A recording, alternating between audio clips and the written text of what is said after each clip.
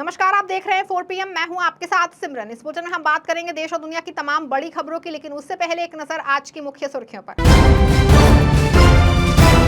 श्रीनगर में राहुल गांधी ने बीजेपी पर बोला हमला, कहा आपके लोकतंत्र का हक आपसे छीना गया, हम आपको राज्य का दर्जा जरूर दिलवाएंगे। आतिशी ने संभाली दिल्ली सीएम पद की कमान, रामायण के भरत से की अपनी तुलना, केजरीवाल की छोड़ी खाली कुर्सी। महाराष्ट्र विधानसभा चुनाव की हलचल तेज, आदित्य ठाकरे को उनके गढ़ में ही घेरने का प्लान, भतीजे के खिलाफ चाचा ने बिछाई बिसार। बीजेपी चीफ दुष्यंत चौटाला का बड़ा बयान, कहा ताला भी हमारा होगा, चाबी भी हमारी होगी। सपा प्रमुख अखिलेश यादव ने योगी सरकार पर साधा निशाना, कहा सबसे कमजोर लोग एनकाउंटर को अपनी शक्ति मानते हैं।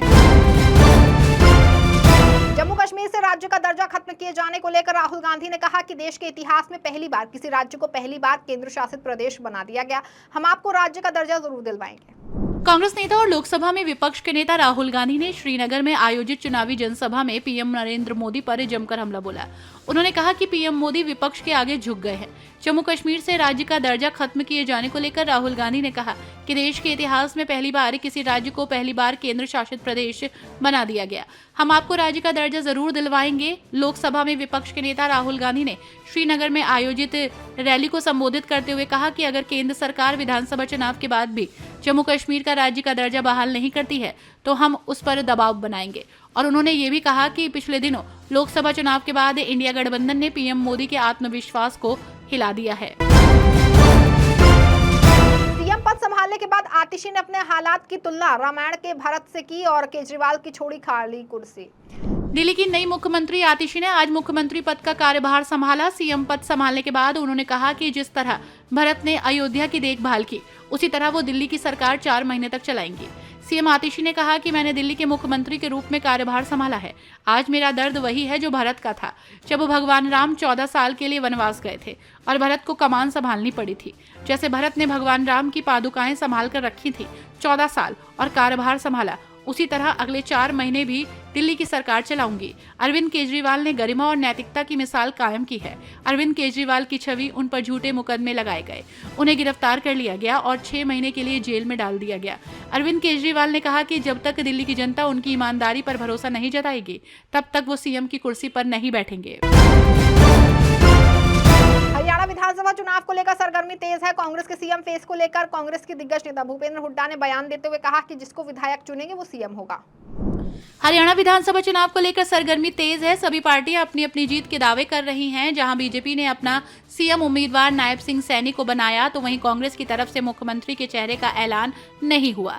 इस बीच पूर्व सीएम और कांग्रेस के दिग्गज नेता भूपेंद्र हुड्डा ने सीएम फेस को लेकर बड़ा बयान दिया। भूपेंद्र हुड्डा ने कहा कि विधायक जिसको चुनेंगे वो मुख्यमंत्री होगा और हाईकमान तय करेगा। और उन्होंने ये भी दावा किया कि हरियाणा में कांग्रेस भारी बहुमत से जीतेगी, अगली सरकार कांग्रेस की ही बनेगी। उन्होंने ये भी नारा दिया कि न जात पर न पात पर मोहर लगेगी हाथ पर। भूपेंद्र हुड्डा ने भी दावा किया कि उन्हें 36 बिरादरी के लोगों का समर्थन मिल रहा है। उन्होंने कहा कि हम जहां जहां गए हैं उसको देखकर ये लग रहा है कि हरियाणा की जनता ये मन बना चुकी है कि इस बार यहां कांग्रेस की सरकार बनेगी। बीजेपी द्वारा कांग्रेस को महिला विरोधी बताए जाने पर भूपेंद्र हुड्डा ने पलटवार करते हुए कहा कि कांग्रेस सभी की पार्टी है। बीते कुछ दिनों से हरियाणा कांग्रेस की नेता कुमारी शैलजा के पार्टी से नाराज होने की खबरें आ रही हैं, जिस पर अपनी प्रतिक्रिया देते हुए कुमारी शैलजा ने कहा कि मुझे नसीहत ना दें। बीते कुछ दिनों से हरियाणा कांग्रेस की नेता कुमारी शैलजा के पार्टी से नाराज होने की खबरें आ रही हैं।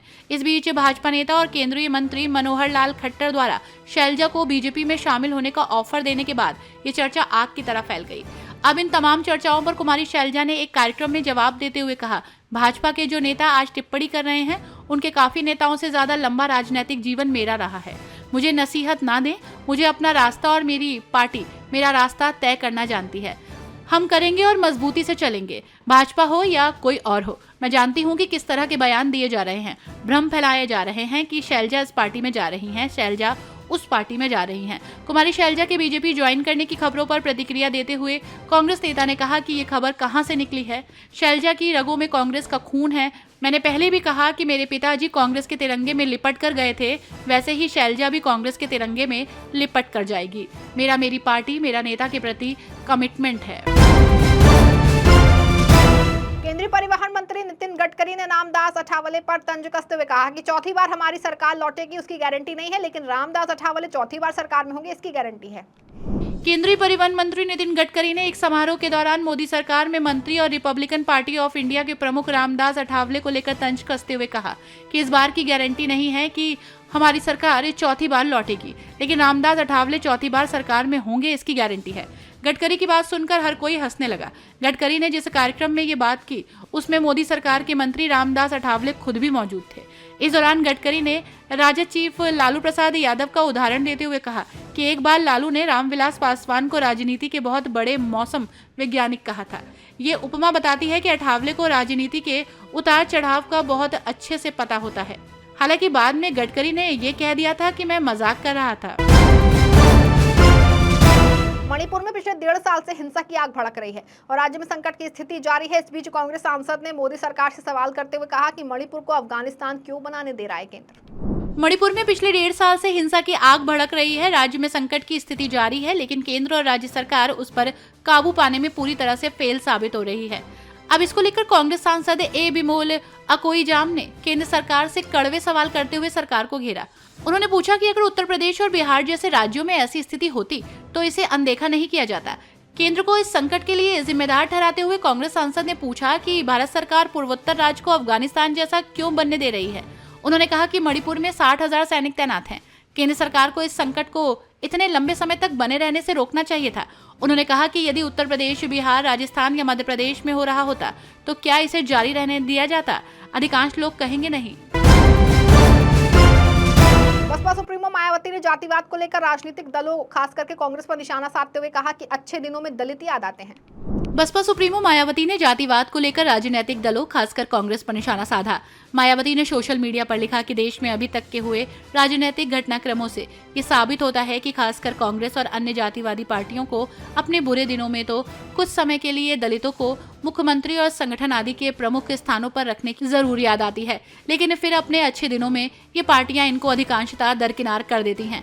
इनके स्थान पर फिर उन पदों पर जातिवादी लोगों को रखा जाता है, जैसा कि अभी हरियाणा प्रदेश में भी देखने को मिल रहा है।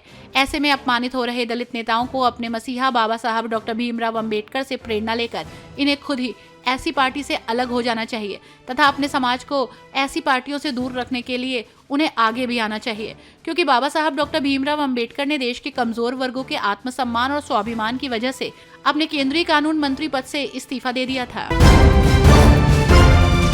तिरुपति प्रसाद विवाद पर कांग्रेस नेता सुरेंद्र राजपूत ने मोदी सरकार पर हमला करते हुए कहा कि बीजेपी छोटे छोटे व्यापारियों का व्यापार खत्म करना चाहती है। कांग्रेस नेता सुरेंद्र राजपूत ने बीजेपी पर निशाना साधते हुए कहा कि ये लोग जबरदस्ती मीडिया में सुर्खियां बटोर रहे हैं, बरसों से प्रसाद बेच रहे हैं। व्यापारियों को क्या बीजेपी बेरोजगार करना चाहती है? प्रसाद की गुणवत्ता जांच और फूड इंस्पेक्टर पर कार्रवाई करने की बजाय छोटे छोटे व्यापारियों का व्यापार खत्म करना चाहते हैं। मंदिर कमेटी को सोचना चाहिए कि गुणवत्ता पर ध्यान दे और बीजेपी फूड इंस्पेक्टर से प्रसाद के सैंपल की जांच कराए, न कि दुकानें या रोजी रोटी को बंद कराए। यूपी एनकाउंटर मामले को लेकर डीजीपी प्रशांत कुमार के बयान पर उन्होंने कहा कि एनकाउंटर होता है तो बात अलग है, अगर एनकाउंटर किया जाता तो बिल्कुल हत्या है, इसकी जांच होनी चाहिए। इस बुलेटिन में फिलहाल बस इतना ही। ऐसी तमाम राजनीतिक खबरों के लिए बने रहें, जुड़े रहें 4 PM के साथ। धन्यवाद।